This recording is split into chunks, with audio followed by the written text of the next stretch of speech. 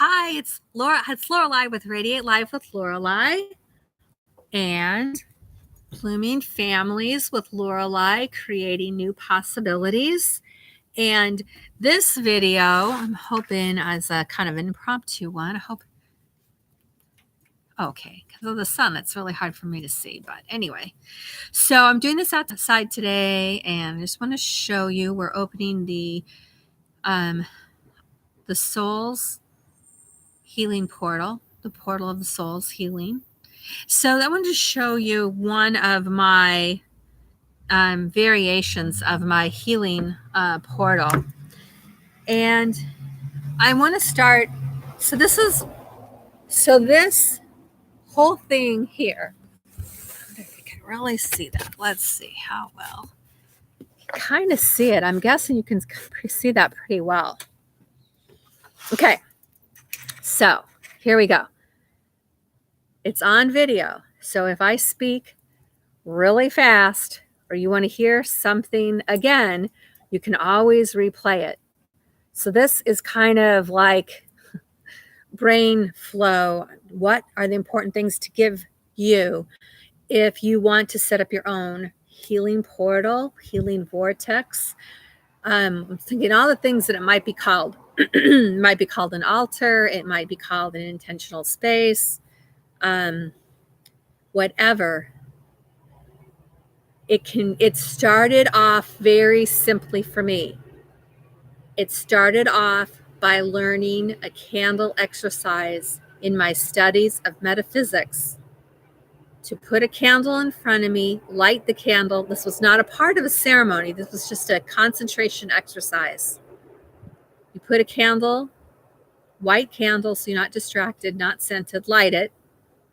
You have a piece of paper and a pen, and you set a timer for 10 minutes. And you focus on the candle. And anytime you focus, you find yourself not focusing on the candle, you notice, you make a mark, you go back. When the timer goes off, you're done, blow out your candle, put your candle marks away, you don't count them, draw a line, date it for the next day, because you do this every day for 7 days. For a really long time after that. But anyway, this is the first time you do it. So I set that candle every day, every day, every day, every day, every day. Learned about focus and concentration. And I do highly recommend that you do this. I highly recommend that you do this candle exercise because you need to know how to focus. You need to know how to concentrate. You need to know where your awareness is, because it does many things. But one thing I want you to have right now is I want you to have awareness and power of where your awareness is, where your attention is. Okay? Attention, awareness. I want you to find out what's the difference, how they flow together, how they're similar. But I want you to know that you have an attention span and you have an awareness. Okay? Where are your mind? Where are your eyes focusing? Where's your nose focusing? Where's your ears your hearing focusing, right? You walk into a room, you hear your friend's voice. Awareness, the room, all these people, all these things. Attention, oh, the sound of my friend's voice. Oh, the sight of my friend. Oh, the sight of my enemy. Oh, I don't think I'll go there. It's navigation. It's a navigational tool. I think it's better for me to go here. Oh, I think I'm playing soccer. My attention and my awareness is here. My attention is on the soccer field. My attention is with my teammates. My attention is how we're going to work together to get that ball in the back of the net. Okay? So you see how that works. So the candle exercise is candle, lighting it. I notice, when did I set my timer? Oh, that's a mark. Mark it. Come back to it. Oh, I'm yawning. Oh, that's a body awareness. Oh, candle mark. Come back to it. Songs in my head. Oh, mark it. Come back to it. Okay. Timer's up, 10 minutes, draw a line, come back the next day. Consistency of the 10 minutes, focusing that 10 minutes on the candle like your life depends on it. You can imagine you're on a tightrope, right? Your tightrope is your concentration exercise, because if your attention slips, then then you fall off. So you can do your candle exercise through feel, kinetic, being on a balance beam, right? Something that you're not going to hurt yourself. Don't fall asleep with a candle lit either. That's another thing, okay? So you get the idea. So then I was taught, take the candle, light it, and now take the energy of that light and focus it in your eyes, in your hands, candlelight in your hands, and put it on your eyes. Close your eyes.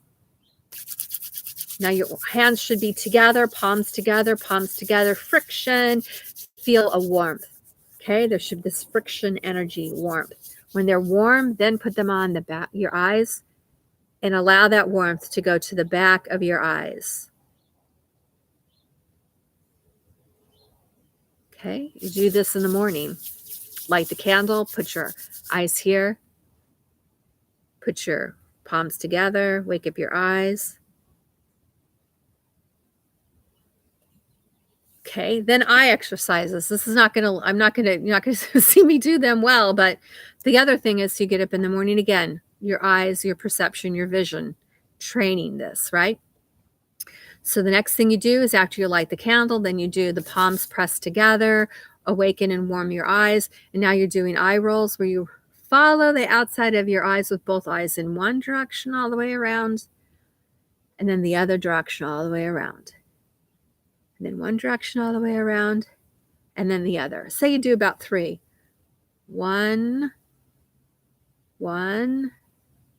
2, 2, 3, 3. Okay? Then you go crosswise. You go from left to right, back up, right to left. And I know that's doing it the opposite, but you can start with your left eye and go down, and then go to your right eye and go down.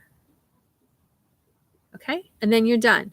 Then light your candle, set your timer. Notice your thoughts, notice your feelings, notice anytime you're not in this only candle, might feel like feeling, it might feel like seeing, it's an easy kind of a gaze. It's not a forced, it's a balanced kind of a buoyancy, I call it. All right. It's something you have to experience with yourself, and and the only way it comes across by doing it. So that's the candle exercise as taught for concentration. One of the main things for healing, for parenting, for empaths, is to know what is your thought and what is not your thought. This is my thought. This is not my thought. This is my feeling. This is not my feeling. Simple example. Walked into a place, couldn't afford much. It was a trailer. It was the best that I could do. It was better than living in my parents' basement, but it was mine. I walked in, did my meditation, did my exercises. I came from a school of thought that said, you don't need feng shui. You don't need protection. Students would come in and they'd say they'd had these things going on in their life. People would say, like, you don't need protection. You don't need this. You don't need that. So here I was, having that belief system, walking into this trailer. I got a health reading. I knew that I felt really depressed. I was starting over. I had left the community. I felt completely alone. I couldn't be in my parents' house. It was crazy. But I had to pull myself up by my bootstraps. I told you I've done some really hard things. And it hasn't been easy, but I stayed dedicated. So I got this trailer, scraped together whatever I could. It was the best independent living situation I could find outside of literally living in a really bad neighborhood for me. Wasn't good for me. Wasn't good for anybody. So anyway, here I was. I got a health reading. And in the health reading, because I get a health reading like every 6 months, every and I scraped the money together because that health reading at the time cost more than my monthly rent. It was really cheap living, but there for a short amount of time. So the health rating, get the health rating. Health rating says it gives you what's going on mentally, emotionally, physically, and spiritually. And then you get to ask questions and, health and wellness and life's work and all those things related to living here on earth, life here on earth. So it said, this one's not depressed, that this one is living in an environment in which the previous residents were depressed. The previous resident's energy is still here, and this one needs to space clear. This one cannot figure out the difference between her own thoughts and the thoughts of people who are no longer in her environment. And I was shocked. I was shocked because, one, I would have really never gotten that information had I had a health rating in this other environment, because we weren't allowed to ask questions that were open and universal, right? So, it really took a lot to leave that community, and I felt really devastated and really sad. However, here I was walking into this home, and my health reading, which I got from someone else who I had, who was a long-term kind of a mentorship, that mentored my teacher, and then my teacher mentored me, said that I needed to learn about the principles of feng shui, that it would benefit from me to learn how to space clear, and that I needed to pretty much move. It said that I could clear the space to temporarily live there, but that overall there was much more, let's say, activity. There was much more that was going on in that earth, in the environment, in that place, that was beneficial for me to move rather than for me to clear and to stay, because I was going to be moving on anyway, which is true. It was completely a temporary environment. But so I was shocked. I was really, really shocked. I didn't really understand what was going on in the environment. I had you walk into an apartment and you don't know who lived there last. Okay.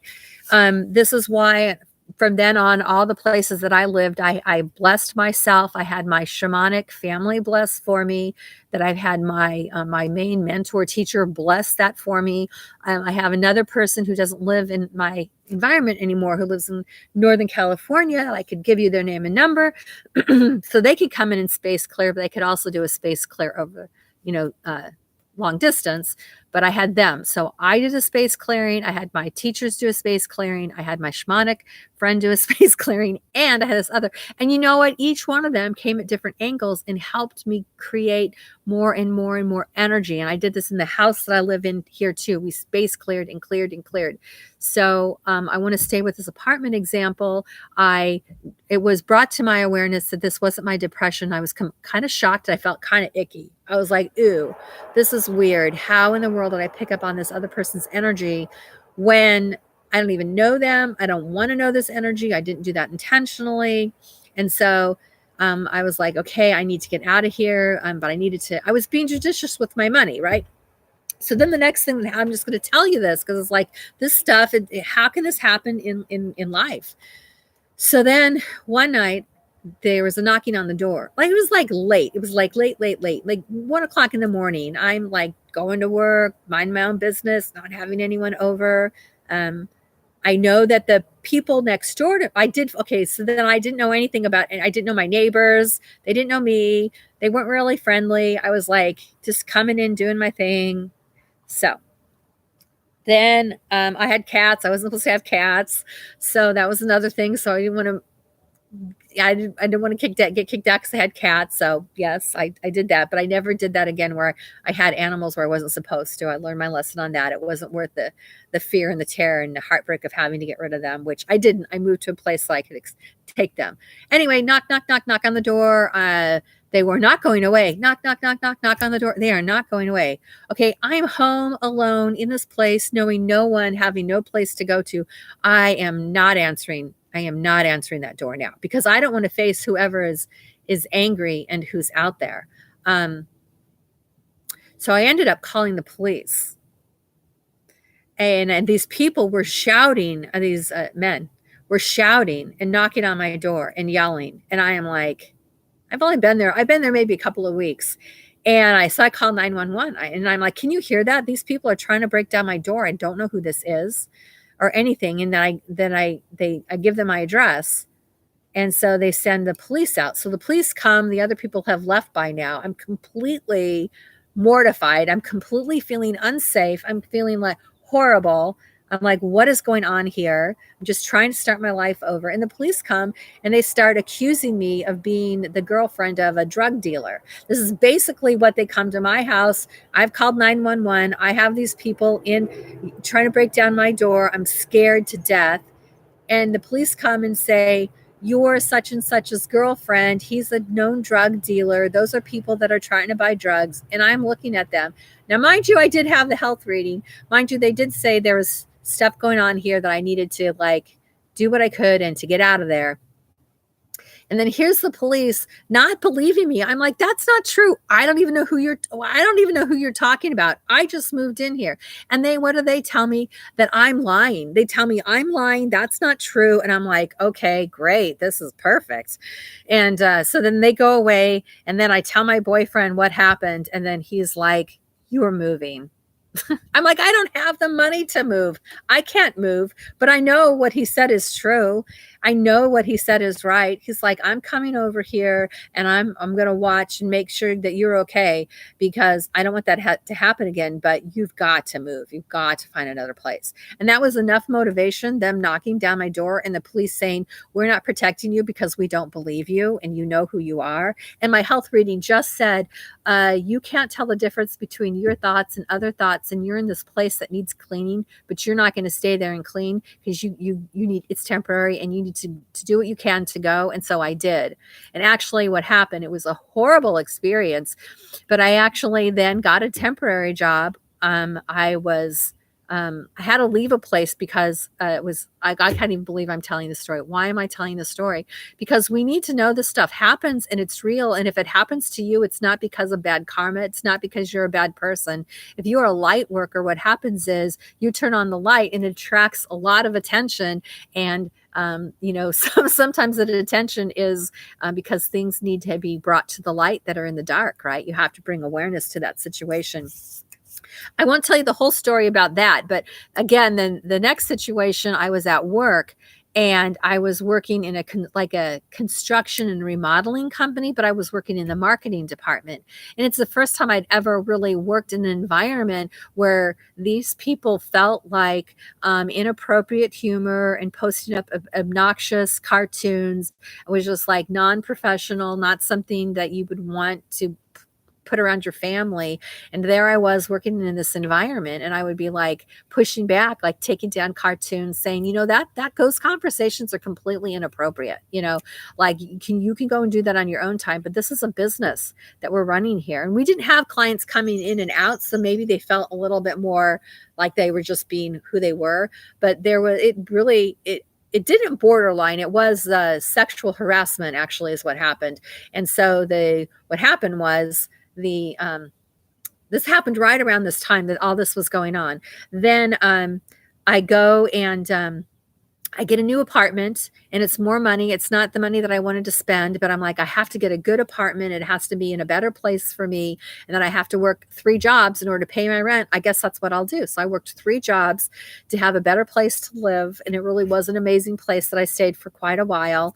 And it helped me move forward faster than I would.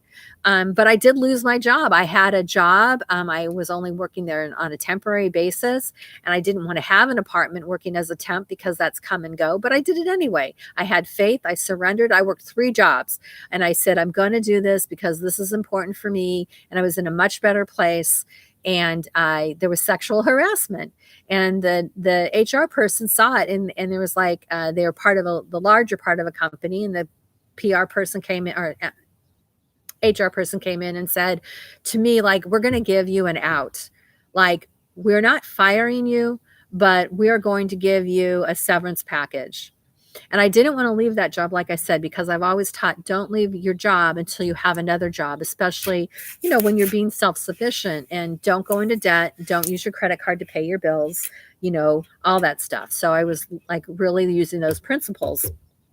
And it's tough. I know it's tough, but I did it and I was really grateful that I did it. And you can do it too. So if you're listening to this, I want you to know I say this and tell you how hard it is because I want you to know I know it's not easy, but I know it's worth it. And I know you can do it. I know you can do it. I know you can do it. So I know you can do it. I'm not willing to buy into your fears. I'm not willing to support you in your negativity. I mean, you get on your pity pot and then you get off and then we go back to it, right? You do your secret sin, you write it into your fire, you let it go, and you get back to it. You love yourself enough to get back to it. You don't let other people's negativity and dishonesty hurt yourself and harm yourself for who you are. You do not need to hide your light under a bush or barrel. We know all those things. Let's come together, sensitive, assertive. So he gave me a severance pay. And what did that mean? Actually, so that turned into a blessing. It was a horrible place to work. I was trying to get my resume back together. This horrible thing happened, but it didn't harm me, and it was more emotional. At the end of the day, I got a paycheck. So that paycheck gave me money in the bank. I went to the temp agency. They put me to work the next day. The next day I worked and I worked there for like probably 2 or 3 months, but I ended a job on a Friday, got a severance check, went to work on Monday, worked until I found a full-time job a few months later, probably 3 months. It feels like time of year it was winter time, about 3 months. So I did it. So then I worked 3 jobs because the temp job didn't pay my bills. But now I got money in the bank, right? Because I got the severance check, put the check in the bank. Now I have an emergency fund, not going to touch it, feeling really good. Next day, Monday, I got a job. Like, isn't that amazing? This is what happens when you do your work. This is what happens when you get back into it. This is when you allow yourself to say, yes, that's hard, but I don't blame anyone else. I have to keep going for me. So then I'm at work Monday and Tuesday and Wednesday. And you know what? There's so much stuff going on in my life. Bless this woman. I don't even know who she is. Bless this woman in my life because I showed up and I was in a marketing job and it was something that was very regimented, something that I could do, something I kind of enjoyed it. And it had to do with correspondence and letters. And it was for a consumer company and answering their questions and things. So anyway, it's kind of fun. I could maybe talk about another time. Anyway, I cried every day. I cried every day at that job, not because of that job, but because of all the stuff that was going on in my life, all the things that I was trying to do, all the stuff that was done in my environment through me. And I was just trying to shake it off and didn't understand, how I'd worked so hard for things and why this kept happening. But I didn't get off and say, why me? I just got on and said, have this moment of pity party. And I'm moving forward because I got still life left in here to live. So I cried, though. This is what I wanted to say, that sometimes you never know where your angel's going to come from because I literally could not hold myself together. I cried and I would cry for an hour at a time at work. And she would come in and she'd look at me and she'd bring me tissues. And she's like, you know what? I've been there. She's like, don't worry about it. She's like, do your job. I know you're doing the best that you can. And there's just you and I in the office. There is no one to hear you cry, basically, is what she was saying. She's giving me permission. And I'm like, I really needed that. I couldn't afford to stay home. I couldn't afford not to show up to work. I knew this was the break that I needed. And so after a time I healed. I really healed in that job and I healed in that place. And do you know, they wanted to hire me even after all that stuff because they knew how dedicated I was. They saw what kind of person I was. And even though I had stuff going on, I was very kind and very loving and I enjoy people and I enjoyed having that aspect.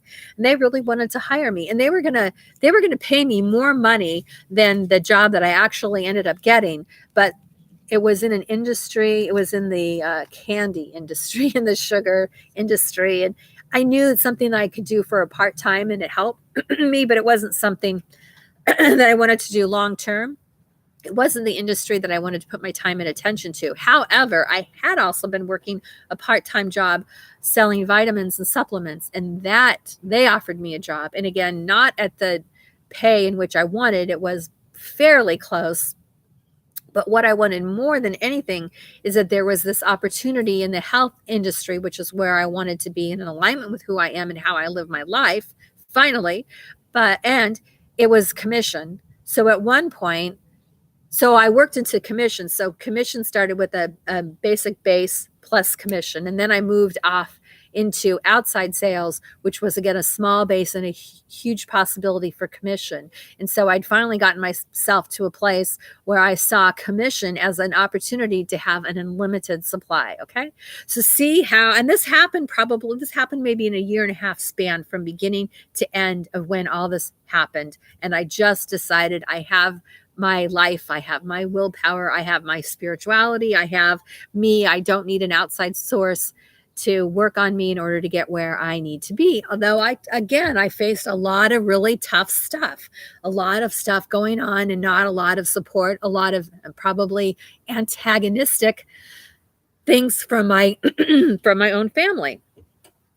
Why is the candle exercise relevant? Because you could put all that stuff out, light your candle, rub your hands, warm your eyes, do your eye exercise, do your concentration exercise, and that will help you see beyond whatever's going on in your life. You have a tough boss, you have a tough spouse, you have a tough child, you have a tough relationship that you're still working through. You can focus on yourself through that candle exercise. So that led me to taking the candle and using it to clean the chakras, right? So there's another meditation that you can do if you enjoy that, which is called the Jyoti meditation. And you can get your own assigned angel to work with. Just tell me that you want to do the Jyoti meditation angel assignment, and I'll teach you how to do the Jyoti meditation and give you the invocation that goes with it, plus the angel. This is what was done for me. But they didn't tell me they were assigning me an angel.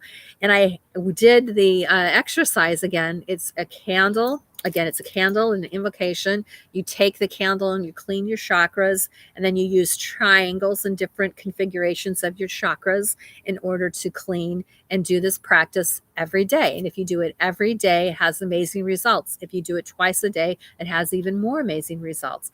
It's clearing other people's thoughts and emotions, feelings out of you so that you can focus on yourself, be self-sovereign, self-integrity, and own what you bring to life so that you can show up for life and know that even though it comes in a crazy package, you called it in and you're willing to show up for it. Okay. So that is the Jyoti meditation. Now, the next thing is, so you can take a candle, you can create your meditation space, which I did. And then I loved being in my meditation space. I loved having my meditation chair. I loved having my meditation shawl or meditation blanket. I loved having, a flower. I loved having a picture. So I love having a carpet. So you start with like a chair, or you start with a rug, or you start with something that you like, and you put things in it so that it makes it more comfortable and you enjoy being there. And pretty soon meditation becomes an amazing place to be, right? Instead of work, it's a place to connect. Instead of work, it's a have to do, it's a want to do. It's where you clean up the clutter. It's where you pay attention to your thoughts, emotions, and feelings outside of just your body reacting to life. In this space, I started practicing the principles of feng shui. And so I would sit and do like my poem meditation, which I had 7 of my closest friends and family transition within a couple of years of each other. And so I learned again how to help them. How can I help them? How can I help myself? How can I help my kids? How can I help my family? So I learned a technique, a meditation, which is a transition ceremony, and it's to help people prepare for their transition. And I found that it helped me as a loved one. Having loved ones in transition, it helped me immensely. And then what I also figured out is that really so much of the people who need the healing are the ones that are left. Not so much ones that are leaving receive a kind of a blessing and a healing and getting better and releasing. And while they're releasing, then there's a whole aspect of everyone else in their life feeling, literally knowing and feeling that person is going to be gone. And there's this energetic component that goes into the heart. We actually are a grid. We actually are a Wi-Fi where this energy feeds into each one of us. And this is where this comes into the sending and receiving station that I have here that I wanted to show you as well. That this one is for the this one is set up for the all the Saints Portal of Healing. Portal of Healing Saints. However you want to say it. I don't, it comes in different waves. So that's what happened. What happened was I created the space. I love the space, putting things in the space, sitting down, doing my meditation, doing my feng shui. All these people were leaving in my life. I'm constantly, all the time, whenever I can, taking care of my kids and coming back and doing this healing blessing every day for myself, for them, for my loved ones, for the world, over and over and over again. And then pretty soon what happened was more of those orbs and light, which had always been a part of my kids' life and even my own life, that we see much more of that portal opening with me today.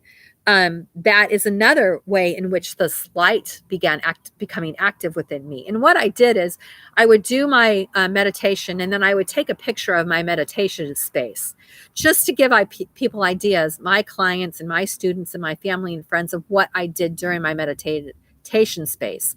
And I had my shamanistic practice. I was gifted and blessed a stone that you take with you every time you go and do ceremony. You take your stone with you, and that stone gets blessed and cleansed and receives the blessings, and you take it back to your own space and you do your own medicine wheel into your own healing. And I had that underneath my chair, and I had my Reiki cloth underneath my chair, and I had a crystal, so I was just trying to give people different ideas on what they could do with their meditative space. I would do my meditation feeling really wonderful, and I'd take a picture. And all of a sudden, you can see that I had my best friend transitioned, and she came in the way of this beautiful orangey red orb.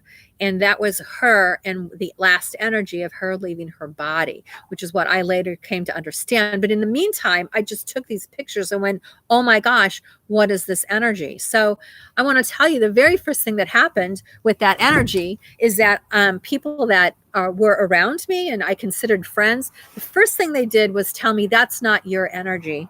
That has nothing to do with you. And it was crazy. It was really, really crazy, because I'm not the kind of person that would ever say that to other people, right?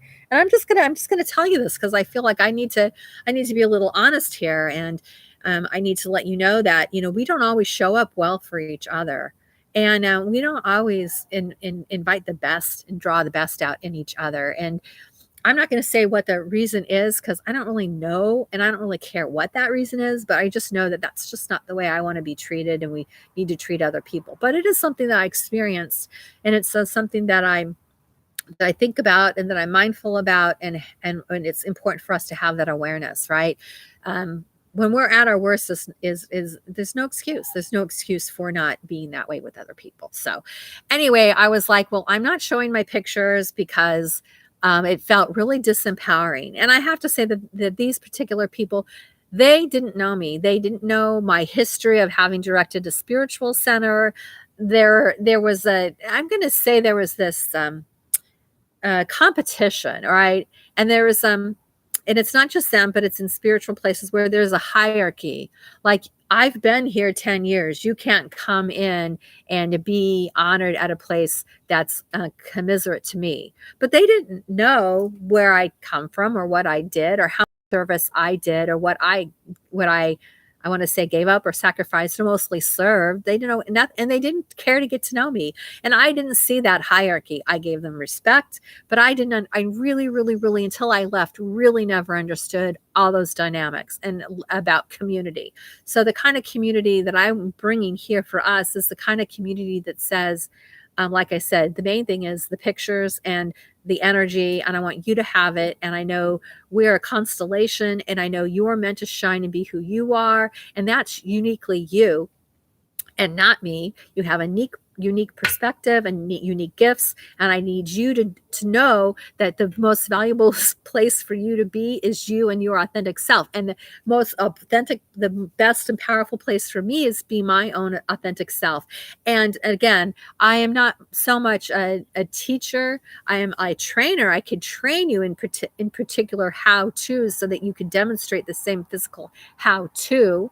Like I'll do the how-to of how to do your virtual healing practice, your healing wheel, your altar, your meditative space, wherever you want to call it, your pillar of light, your peace pillar, your peace pole, all of that, any of that, whatever you want to call it. We're talking about that space that you project and send your healing energy to and from yourself, like a waterfall, so that spills out. So I facilitate the space. I facilitate the openings of the energy. And then you're the one who goes in and explores. It's kind of like I'm a tour guide. You know, I'm a facilitator. I'm a tour guide. I can tell you, oh, if you want to, what are the benefits of this, the water sauna? What are the benefits of the cold swimming pool? What are the benefits of hiking that mountain? You know, like what are the benefits of feng shui? What are the benefits of this type of yoga or that type of yoga?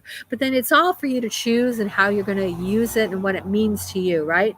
So I'm a facilitator of this space. I'm a tour guide, and but you're responsible for what you bring to the place, and you're responsible for your thoughts and ideas, and you're responsible for never letting me be above what it is that you connect with, your perception, what you do. Okay, that is important for you to do. I have my own teachers.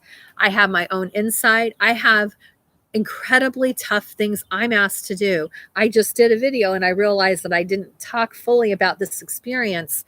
But I want to say that I go into really dark places, not because I'm a dark person and not because I did bad things. It's because I love all people and I love all of me. I love the light and the dark and everything. It's not that I love dark, but I'm not afraid of the dark. I know the dark is just those unsung places of myself and places of you. And I know that I was asked to keep secrets in my life for horrible things that other people did. And I was made to think that my power had to be lessened because I had to hold these things for these other people so they didn't look bad, so they didn't get hurt, so they didn't get arrested.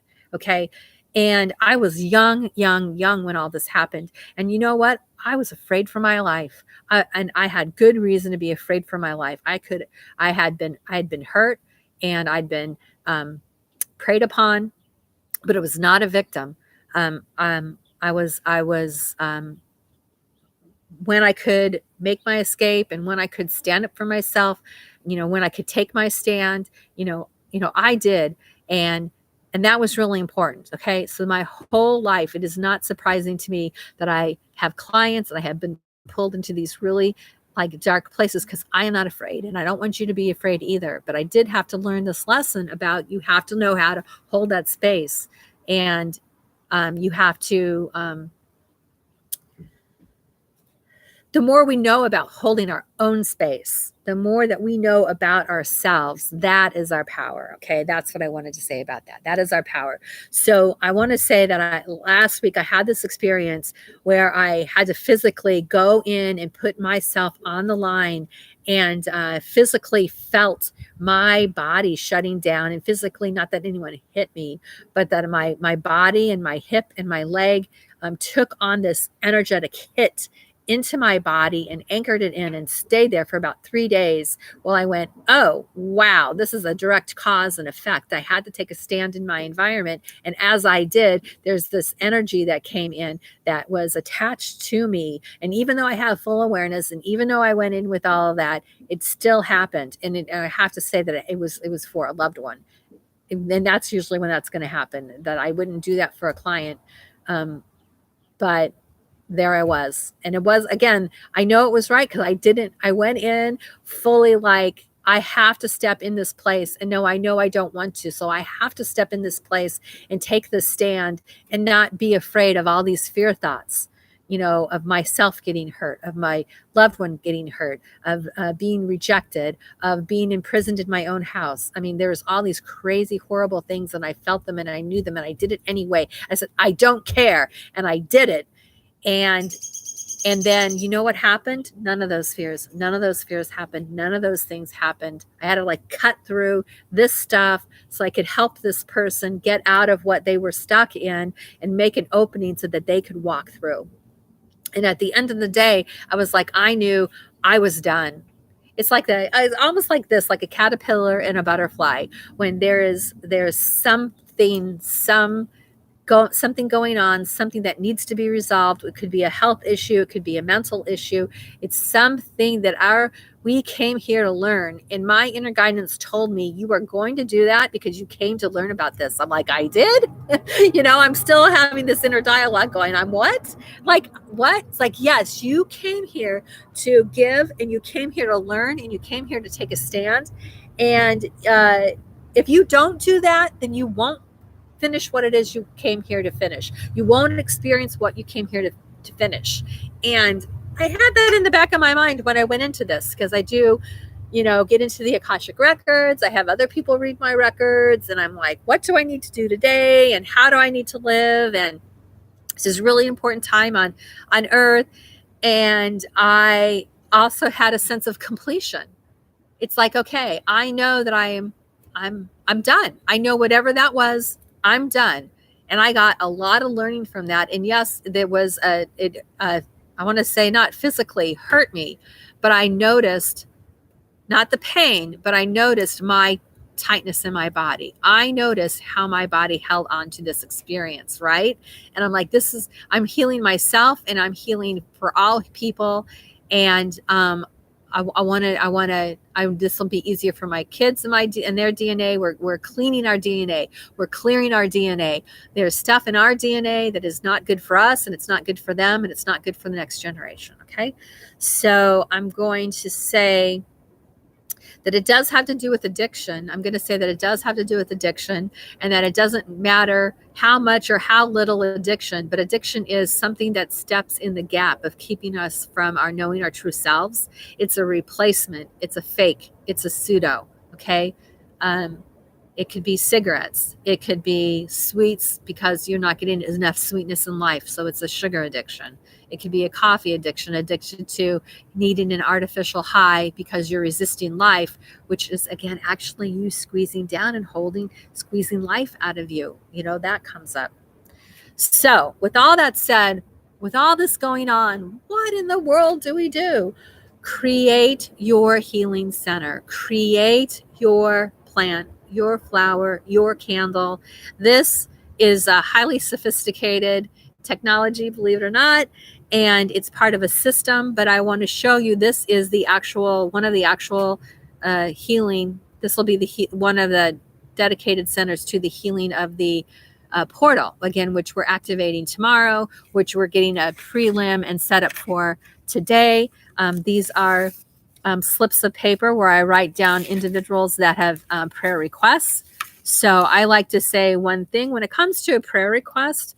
You can call it many things. Prayer request is probably not my favorite thing to call it, but I think it's the most universally understood.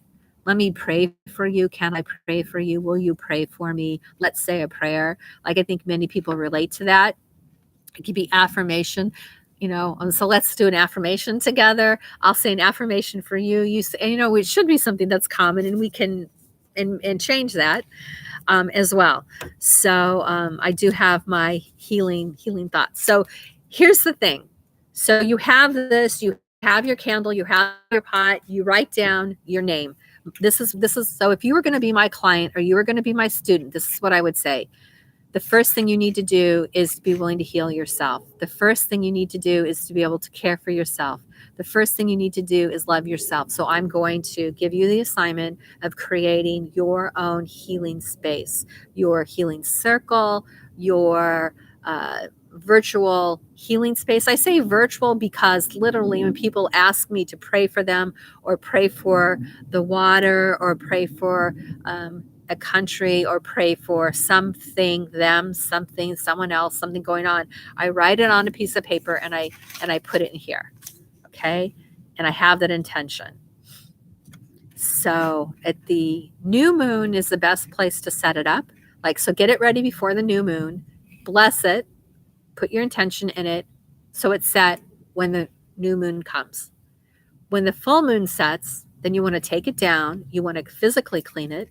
You want to energetically clean it. You want to take it all apart. You want to take the names that are here and you want to say thank you. Your healing is complete. Thank you for being in my life. Thank you for the opportunity to connect with you, and I give and receive in equal amounts.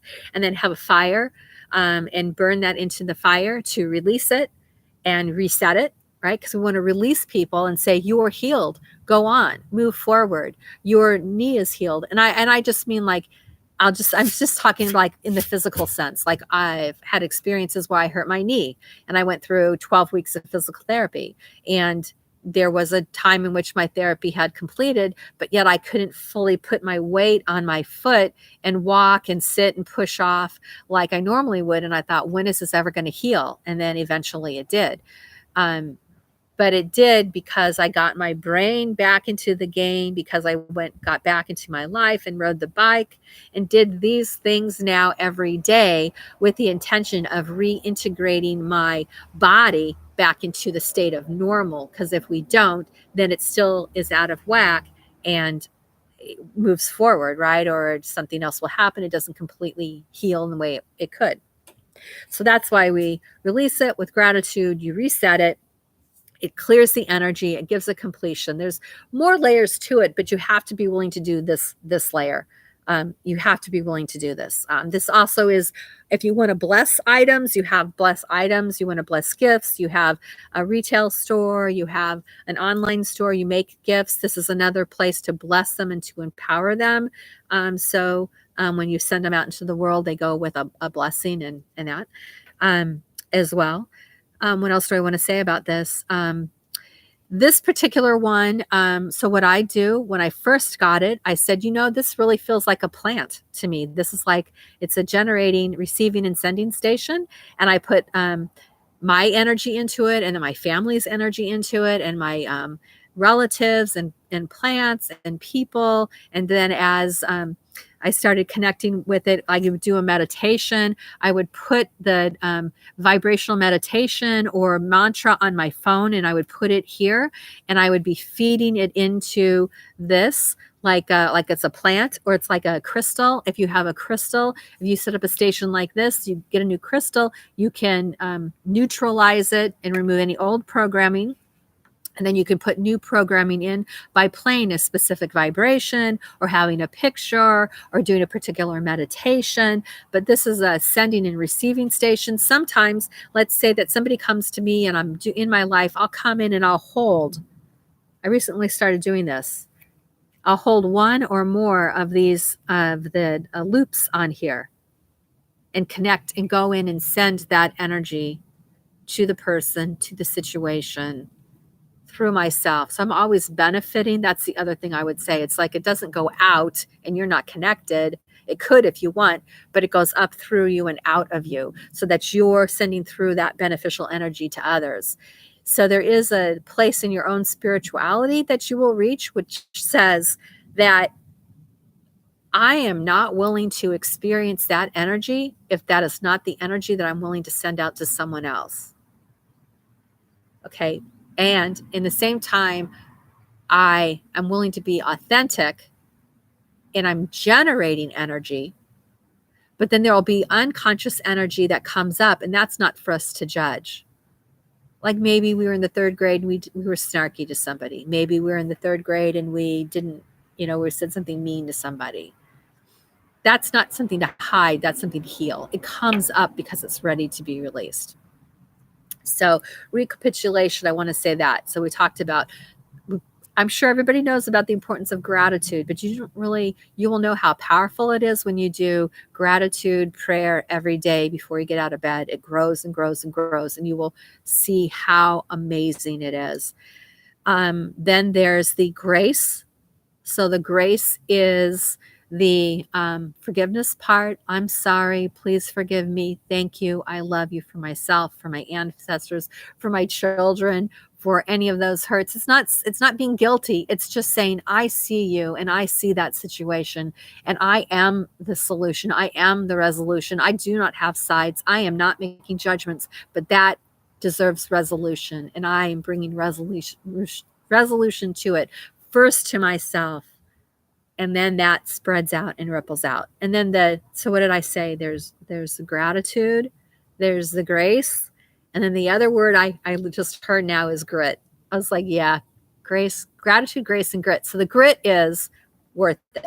The grit is really worth it. So you think of grit. So I also think of grit as like it's something that's abrasive that you use to remove something that's unwanted, like on the floor. You have an abrasive to clean the floor, right? An abrasive to polish something. Resistance is abrasive, right? So it serves a purpose. So the grit part is it's called recapitulation, right? And it is really living daily. And I'm going to say it in another way, which is the first step is a secret sin. So the grit really is making sense of what our experiences in our day meant for us on a vertical learning level. What do I mean? Horizontal learning is you touch a pot and it's hot and you burn your hand. So then the next time you don't go touch the pot because you know you touch, you're going to burn your hand. That's physical learning. Crochet, that's physical learning. Making a beautiful mango smoothie, that's physical learning. Taking that beautiful mango smoothie and filling it with your love for your child, for the vision of health and vitality for your child. That beautiful mango smoothie is now physically amazing and appealing. And now it's full of your emotion and your love and your well wishes for your child. And you give it to them. And that is a vertical experience. And when they drink it, it goes into their body and into their heart. And they may or may not know exactly that you blessed it or what you did, but they will know, you will know, and that's the important part. And eventually they will come to know. So this short story, I'll wind up with this. So I do want to say this is a huge thing that I'm talking about. I want you to get started. Again, if you're my client or student or somebody that wants to really get in there, the peace is active. Peace is not passive. Peace is active. Get active. So whether it's a candle or it's a plant or it's a picture or it's a word or it's a glass of water, whatever it is, keep it simple. Start somewhere. Don't let that be a reason or an excuse why you won't get started. I love DIY, and you can always purchase other products or not, or might be inspired to make your own and sell products. All of that. I want you not to have an excuse not to connect with the energy. I want you to have it, and I want you to grow with it. All right. I purchase many, many products, and I would never say that you shouldn't purchase a product from somebody, especially the ones that I use are only the ones that I would promote, right? I know that they spend a lot of time in research in making these products. Okay. They deserve to be compensated. Someone recently in one of my groups said, it was at the end of the year, and people haven't had the resources, haven't been around. They didn't have all the essential oils and the crystals and the pictures to do the ceremony that was being done on an international level. And so I remember the founder of this international group, and I had taken their words and posted and put it in a file because I went, I want to be a part of that group because I like the way the founder speaks. So the founder said, God and the angels have a lot of grace. And if there is any of the pieces in this that you don't have, because there were a lot of pieces, but it didn't matter. It said, if you don't have the blessed oil, or you don't have this picture, or you don't have that crystal, or you don't have that grid, you do the best you can and don't let that keep you from doing the ceremony. Then you go in and by grace and by God, everything that needs to be there will be there, right? And so I copied that. I'm like, yes, I want to be a part of this group. That's the group I was with for 23 years. Well, I'm still am, but it's changing. So then they were getting ready to do the ceremony. They were talking about the ceremony. They were sharing the details of the ceremony. And I happened to have a feeling that maybe I'd want to get active in the group. Didn't know all this was going on. Somebody said, I don't have all the pieces. I'm like, I have a piece of information. So I copied what that person said, put their note on it. And I said, I remember this note. And this is what the founder said. And I want to share that with you because it was the words from them, not from me, from them that said, this is what we need to do. And by grace and by God and by the angels, it will be so. And I posted that. And then a person who I didn't know, who was kind of like in charge of things, said, no, that's not right. You need to purchase this. And it's wrong to tell people, blah, blah, blah, which I just posted. And the only thing that I did at that point is I wrote, this is a direct quote, and it's written, and here's where it comes from that person. And it was a little bit of battle of the egos, not my ego, because I said my piece. I brought in what I needed. I feel like that's kind of a messenger, because you deliver the message, and then you go like, I'm done. I'm not here to argue this point. I've said it. It came from this person, and I'm good with that. So I'm moving on. I don't need to argue. I don't need to prove my point.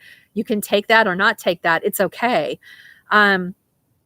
And then, I just said, this is it. So I know there were other things that were going on, because I know other people in the group, and other people didn't know me at the time. And they were like, wait a minute, I want to know who you are, and started reaching out to me, because I didn't realize there was a bigger kind of an ego thing going on. I'm just going to call it ego, because that's really what my inner guidance, I asked, what does this mean? They're like, it's ego. I go, we don't talk about ego in the ways in which people could understand more in depth about the ego and about how to make it our friend. And do we let our ego die, or do we let our ego transform like the phoenix and align with the divine? That's what I was always taught, is that it's not the death of the ego, that it's the alignment with the ego. But I guess there's a part of the ego that feels like it has to be let go in order for there to be this alignment. But there is some confusion about, am I not supposed to have ego, or do I have ego? And I have a whole thing that I want to teach on one of these days, which is about the ego as the motivator, our consciousness. And if you do the things I'm saying right now, it will go in with how to have a healthy ego, whether you see the ego as dying or the ego as aligning. Doesn't matter. It would all work together in our consciousness to bring forward the principles of Christ consciousness, Buddha consciousness, the mind of God consciousness, all of it is good. We all align in different ways, and some of us align in many ways. I heard a term that's called the cornucopia of dharmas, and basically says you have individual dharmas, and then you have collective dharmas, and you have a cornucopia of dharmas, which means that you are not in one dharma, you're in many, because you've mastered many dharmas, and now you're bringing them all together for the next level of cornucopia. So that is kind of where I resonate. So that's what I wanted to say. Recapping here: gratitude, the grace through forgiveness, ourselves and others, and through grit, which is this recapitulation. So that the example that I just gave you about how I quoted the founder and how people reacted to that, and then I kind of moved on, is what I came to realize again through these people contacting me, is that an outside source needed to come in and deliver a message and then leave, because this particular individual had created this hierarchy, and no one was dare say, right, in this group, say what they felt they were being led to and how they were being guided. And there needed to be some truth that was brought into it, and then you clear the water, and then you let it go. So I think all these individuals are really good people. I think there's this, it's an epidemic of community.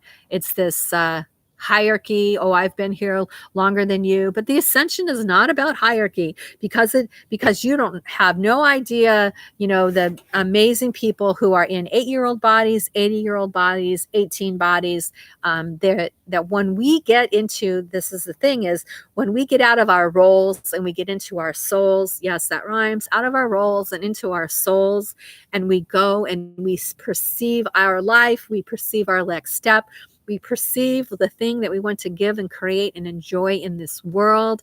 That is the great equalizer. This is the sweet spot that I want everyone that I know and everyone I'm with doing. There is no room for competition when you see yourself as constantly collaborating with yourself, with the universe, and with each other. When you look in the constellation, you see all the different stars and the planets in alignment. That's who we are. You're a planet, you're a star, you could be many. I want you to shine. I don't want you to take my words as your words. I want to be an inspiration, but then I need you to take the activation in order to make that a revelation. How about that?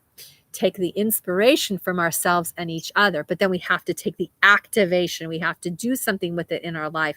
And then we create an evolution, a revolution for ourselves. And that's what it's about. So again, this is all going towards some of the things we'll be doing in activating the portal of the souls, of the saints, portal of the saints. So here's mine. Here it is with the Lady of Guadalupe. My dear sister took me out there. I think it was like a couple of months ago. It was really a beautiful sanctuary, and we got some blessed items from there. And here's, notice it's green. And this is where I send the healing from and to. It's where I come and ask questions. It's where I come receiving my own nourishment and insight and prayers. And it works like I say, there's three. I'll end with saying there's 3 tiers to the, when I set up like a medicine wheel like this.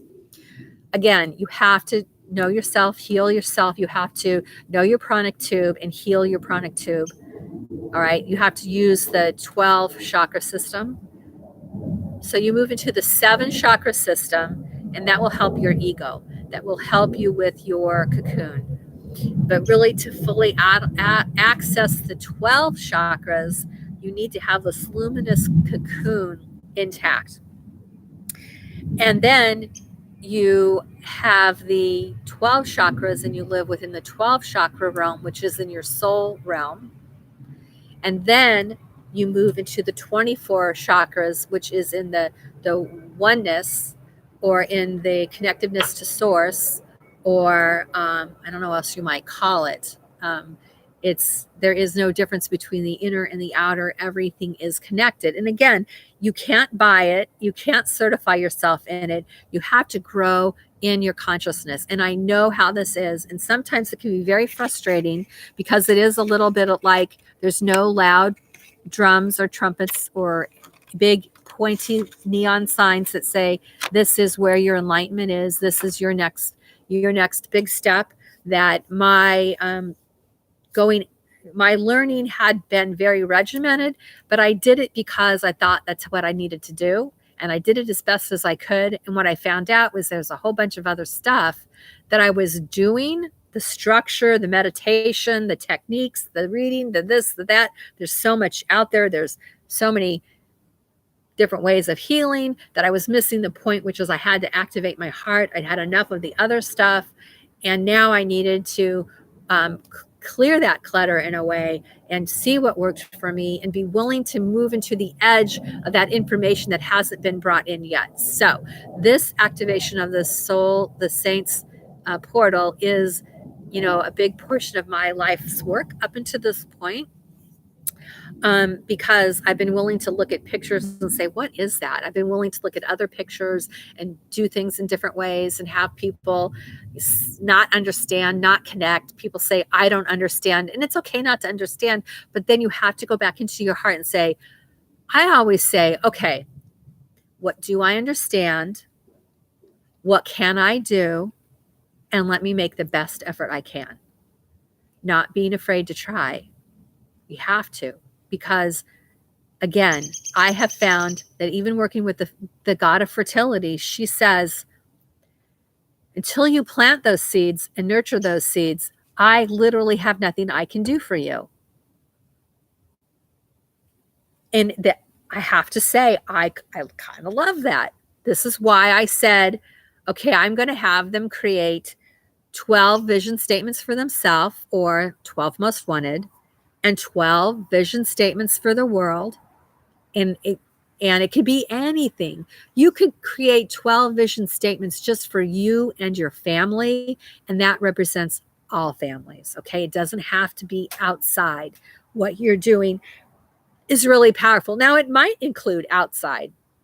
Like for me, it includes my children and their education, but then it includes not only our education, but education for all children, and in birthing in a new way, an evolved way of educating our children. Now, that's very similar to another passion of mine, which I've said, which is the health and healing and wellness, of bringing in a new way of supporting ourselves.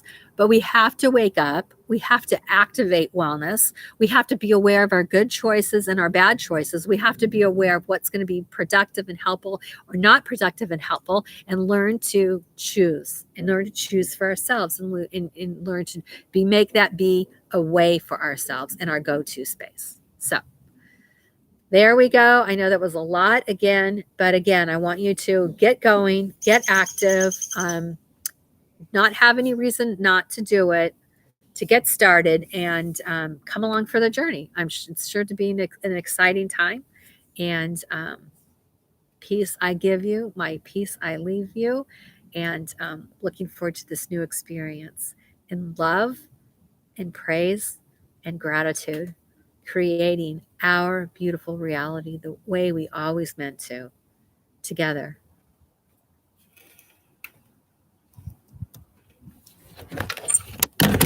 Oops.